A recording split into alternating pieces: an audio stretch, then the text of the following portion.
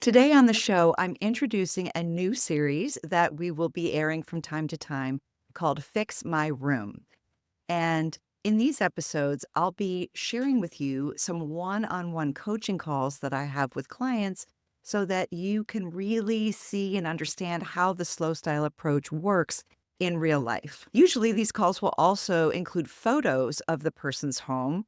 And so, if you want to follow along and see those photos as we're talking, you can do so on our YouTube channel, which is also Slow Style Home.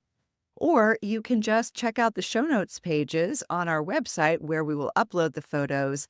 And you can find that at slowstylehome.com. Just click on podcast. Now, I know I just said that this new series called Fix My Room is going to be showing you one-on-one coaching calls as they unfold, but I'm actually kicking it off today with something slightly different in that I am having this call with the lovely Kathleen after we've already had our coaching time together. I'm checking in with her to see how it's going, see the progress that she's made, and talk to her a little bit about what she got out of the experience and kind of how it's all sitting with her now. So, same idea, but you're going to see the before and after photos this time as we discuss her living room. And what I love about this story is you're going to see how just a few changes, kind of small, really, made a world of difference to how Kathleen experiences the room. Okay, let's jump in. Kathleen, welcome to the Slow Style Home podcast.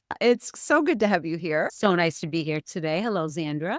So I have to say, disclaimer, I did go to Kathleen's house in person, and I don't get to do that very often. Normally, when we are having these kinds of calls, I've only ever seen the room either via photos or on a computer screen. So it's been very nice for me to be able to actually see this room in person. Tell us a little bit about your room, what you didn't like about it, and why you called me. Well, I called you because my husband said, please, is there anyone you can call to help you with this?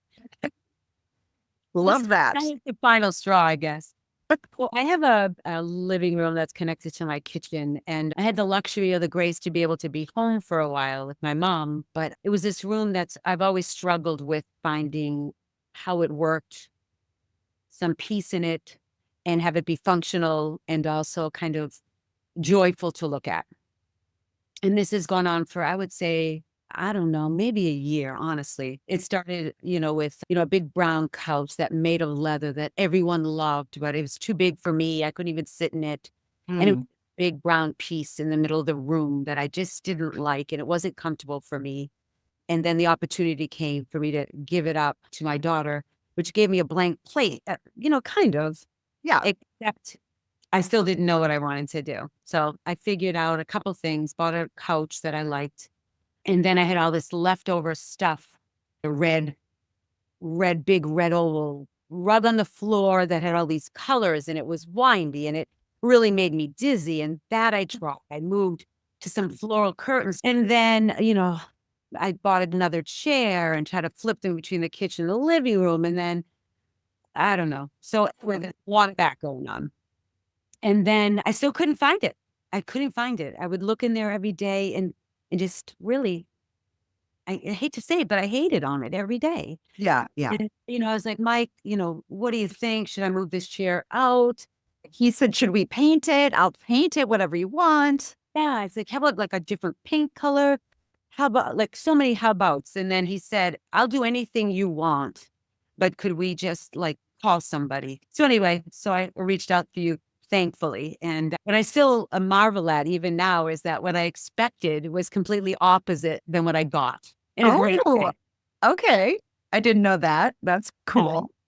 But let me just jump in and I'm going to describe the room a little bit for people who are listening. It's not that big. It's got two fairly large entryways. So one from the kitchen, one from the front hall. So that takes up two of the walls, takes up a lot of space on two of the walls. So then on the other two walls, she's got large windows on the biggest wall. She's got another window on a side wall. And then in a corner, kind of catty corner, was a built-in hutch, I guess I would say. That is where the TV was, but there was also some counter space and some cupboards underneath. There was a dog crate next to the couch. There was a shelf above the dog crate, and the couch, the new couch, which is the only one I saw. I didn't see the brown couch. That the way you describe it to me sounds like it was kind of like a black hole sucking all the energy into the room. But the new couch is beautiful. Is it white? Describe the new couch a little bit. It isn't quite a sectional, so it's like Right. like a wall in a little bit of a corner, Yep. and it's creamy white and maybe a hint of gray. I don't know. Yep. Yep. Um, It's lovely. yeah, and it's comfortable and I can hop into it. It sits right and people still love it, so that's good. Right. And so you had the couch already. We knew that wasn't going anywhere. You had curtains up, like you had said, floral curtains up on the windows, and you had a rug. You also had a coffee table that you recently purchased that you really liked. There was an armchair in one corner, and you had two armchairs available. One was in the kitchen, one was in the living room, and you could go either way. You're like, I don't care which one goes in this corner, but we got to pick one of them. Is that a pretty good before picture? Yes, very good before picture. Yeah. Okay, okay. So tell us what you expected, and then what happened. I expected you to come in and just tell me what to do. I Okay. really just wanted someone to say, "You're gonna do this, you're gonna do that, you're gonna do that, and you're gonna do that, and you're gonna paint that, and you're gonna be content." Yes, yes. The list. At that point, I I thought that's what I wanted. I was like, "Please, just somebody, just do it. I can't do anymore." I felt so frustrated and in discord with it that I really just wanted someone to rescue it from me and fix it. But what I got was multifaceted, but what I got was a minute to think about what I wanted for the space, what I loved about the space, what I personally feel about what I want in my home and what brings me joy. And it seems so like, you know, philosophical, but it really was about like I like emptiness, I like some openness, I like light, I like air. Mm. And and as we walk through it, it's none of what I had in that room at all. Uh-huh. Uh-huh. What I craved and what I was so frustrated about. And I know the brown couch doesn't seem like a big deal, but in some ways it was symbolic of the density and the weight in that room that I just didn't want. Right. Right. So I feel like for you to sit with me and talk a little bit about like what do I see for this room Mm. was helpful. And then we sort of talked about what I loved about it, what I wanted to keep. And then you sat for the longest time and just looked around and like sort of asked about some things Mm. Mm. and what I owned and what I really felt passionate about. I think what I really want people to be able to do is articulate through words, through pictures, whatever, through interpretive dance. I don't care what it is. What it is they want to experience in the room. Mhm. So, what feelings do you want to have? Well, And then I feel like my job is to help you connect that to actual design decisions. You wanted air, you wanted light, you wanted you wanted breathing room. And mhm, so that then is going to inform something like eventually saying, let's get rid of the curtains altogether. right. And then with some practical advice also, like these curtains were a struggle because they was bought for something else. And I didn't really share with you, but I've had at least four sets of curtains in this house and returned. The back and forth. Yes. And the fact that you said, well, take the curtains down and be with it for a bit. Right. Really freeing, but you're like, do no more. Like, let's just pause. Do Mm. no more, throw no more money at it. Let's just Hmm. be in your space and see if you can make it better by just stopping for a minute and pulling things that don't bring you joy. So Okay. it's so freeing when I pulled down the ones on the front that looked out into the main road. We took those down that night just to get Yeah. a sense of what that brought to the front of the house and let light in. And the Yep. windows on the side, I sort of rolled them up every morning and threw them over. So I would say, do you actually like your exposed wood and this light in this room? Right. And then that in itself made me wake up every morning and go, oh my goodness, this is what I love. Oh, This house automatically brings me joy. And it wasn't about more. It was Right. literally about less, Right. right? Bringing the outside in, enjoying your neighborhood, people going by. Look, it just made all the difference. Oh, that's great. Yeah. And then the decision was, do we want blinds for the after hours? And I still had time to think about that. Right. And then the other brilliant thing that I didn't even see as a problem that you pointed out, you sort of talked a little bit like, where would the dog crate go kind of thing. Right. Talked a little Right. bit about moving it out of the room totally in this other space, which we did easily. And then I sort of cleaned out that corner. And then it freed up that whole corner for more air. Right. And I don't know why I've never like realized how many Legos I had set up in the room. I don't like. We stopped seeing them. They are a part of our lives for decades. Right. And then the kids leave, and then you still have your big kid, aka your husband, Right. and Legos. I I found that so funny. The fact that you pointed them out, like, do those Legos bring you joy? Well, they did, but now we just need to. So when those went away, and then Mm. went away, that whole corner of the room had unlimited possibilities in a room that's quite small. Right. So let me go back to the curtains for just one second, just to again describe. So the wall of three big windows. There's like a three-season porch in front of that. So you can let all the light in through the porch. We weren't so concerned about the privacy, but the other side, the other wall that's perpendicular to that, that has one window that is very close to the road, which is therefore is very close to your neighbors. Did you decide you're going to put something there for privacy? Yes, we're gonna actually. So you know how my living room and dining room open up to each Yeah. other. We're just Yep. gonna match up, just roll blinds that are exactly the same in our kitchen. More than likely, they'll be up all the time, but just at Mhm. nightfall, probably come down. Right. And we talked about making sure the way in which the curtains move is as easy as possible. And I love the fact that it's the same blinds that are in the kitchen because there's some nice continuity there. You can see the kitchen from the living room, vice versa. And then another major thing after you got rid of the crate, the dog crate and the shelf in that corner was the rug. You didn't love the rug. Talk to us about that. That would probably be the third rug working around the house. So this rug we found on Facebook Marketplace. My husband found it. It kind of had some blues in it. It kind of had some like redder tones. It was very florally in dark blue, which is also a fine color. And I thought, maybe that'll pull it all together. Right? We had a light couch and bluish gray walls, and there was some blues and some reds in those curtains. But I never really liked it. I liked the rug in itself, but I didn't like it in the space at all.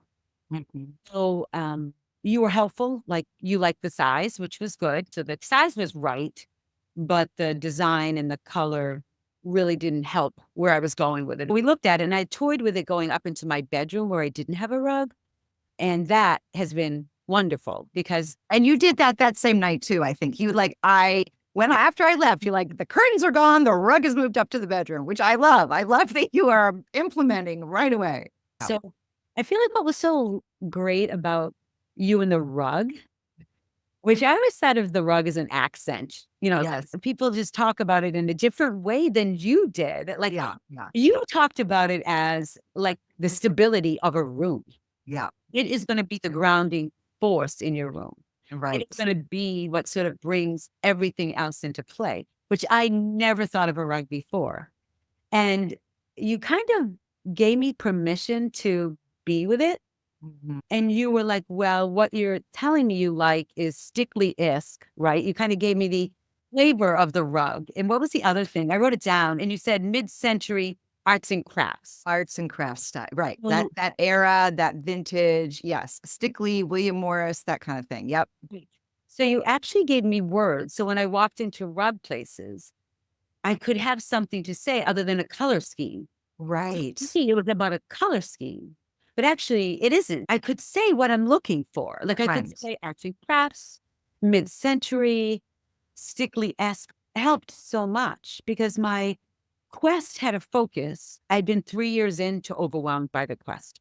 And all of a sudden you kind of focused me on what we liked. Both my husband and I have similar tastes, which is Which is if we helpful. both walk in with some words about what we want, was lovely because I think 3 stores in, Yep. with you granting me permission to put a little money in a rug because Right. it is gonna be worth it in the long run, Right. was great. And we found a rug probably in the next week, and really, you were really about find something you love. Yes. Yes. Find something you both love that you can live with for a while. It's an investment. It's Right. not something you're gonna roll up and throw out every 3 months, which is Right. what I was doing for 3 years straight. Yeah. Yeah. Mm.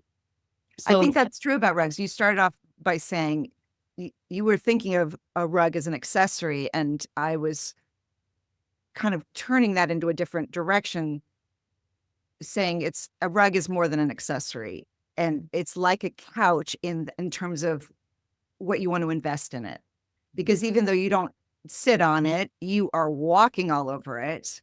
You've got pets, you've got people spilling things, whatever. It needs to be really well made so that it can be cleaned easily. And then style wise, like you said, it grounded the room. totally. Yeah. And it's beautiful. And I just think it looks so good in there. You were a little bit concerned. I know we talked about the color of the wood. So in the floor, which is nice hardwood floors, and in the moldings around your windows are the kind of the raw wood. I mean, they're finished, but they're not painted. And you're a little bit worried about there was like a reddish kind of tone to the wood, and you were worried about, oh, do I go lean into the red for a rug, or do I avoid red? And kind of where did you land on that? Because I think I said to you that I didn't think it mattered. I think the raw wood looks great, and you need to pick what it's more about the style of the rug. And I think it's so funny what you say, so relaxed is so pointed and purposeful and so thought provoking. And you were spot on again. And you told me you loved red. And red is a good color for us, I think. But you were like, yeah, you can do red, sure. But don't negate your blues and don't negate your creams. And I think, and you were like, you'll know it when you see it. Right, right. Get stuck on it's got to be red. Like you so clear, like, yes, it can be red. Yes, it can have some blues, but yes, don't be hard on it. Don't be hard on it. Be open. Right. You'll know it when you see it. Yeah. But you said it and you were right. Like we had narrowed it down to 3 or 4, and then it was a matter of what do we love the most? Right, right. And to have only 3 or 4 choices, that's like perfect because you want some choice. You don't want to feel like you're taking it because it's the only option, but you don't want so many choices that your mind is going googly. The final place, and I mean, I can tell you, we went to that Macy's furniture, which Yeah. I thought was all furniture. What I wanted in the back, Yeah. 3,000 rugs, but it didn't matter because Yeah. I could tell them what I wanted. Right. Then he started pulling them out, and then we sort of talked about our price range, Yeah. and then we touched them, and then when we got to 4 of them, he pulled them all down and pulled them out, and we kinda sat with them, Oh, touched them, nice. Yes. talked a little bit about pattern, Mhm. Mhm. which I liked.